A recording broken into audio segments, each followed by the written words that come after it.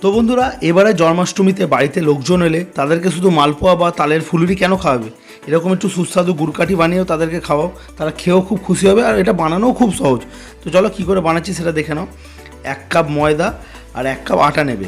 নেওয়ার পর এর মধ্যে স্বাদ অনুযায়ী নুন দেবে, আর একটু ময়ামটা ভালো করার জন্য এতে 3-4 চামচের মতো তেল দেবে। দিয়ে ময়াম ভালো করে একটু আটা ময়দাটাকে মিশিয়ে নেবে যতক্ষণ এরকম ব্যাপারটা আসছে।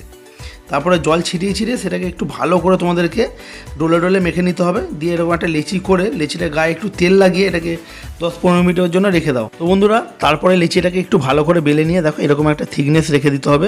দেওয়ার পর এগুলোকে এরকম টুকরো টুকরো করে নিতে হবে, আর যেগুলো বড় পিস থাকবে সেগুলোকে 2 টুকরো করে নেবে।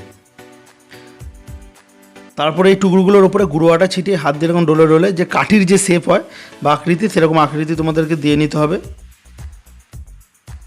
তারপরে একটা কড়াইতে তেল গরম করে সমস্ত এই কাঠিগুলোকে একটু এরকম লাল লাল কালার হওয়া অবধি তোমাদেরকে একটু ভালো করে ভেজে নিতে হবে। নেওয়ার পর একটা কড়াইতে চিনি, 1 কাপ চিনি, 1 কাপ জল দিয়ে আর ফ্লেভারের জন্য একটু এলাচ থেতো করে দিয়ে, আর যখন ফুটে যাবে তো এলাচের খোসাগুলোকে তুলে ফেলে দেবে। আর দেখবে একটু এরকম চিট যেন চলে আসে। তো আসার পরে গ্যাসটা বন্ধ করে দিয়ে সমস্ত কাঠিগুলোকে এর মধ্যে দিয়ে ভালো মতো 10-15 মিনিট ধরে নেড়ে যেতে হবে যতক্ষণ না এরকম গায়ের মধ্যে চিনিগুলো শুকিয়ে লেগে যাচ্ছে।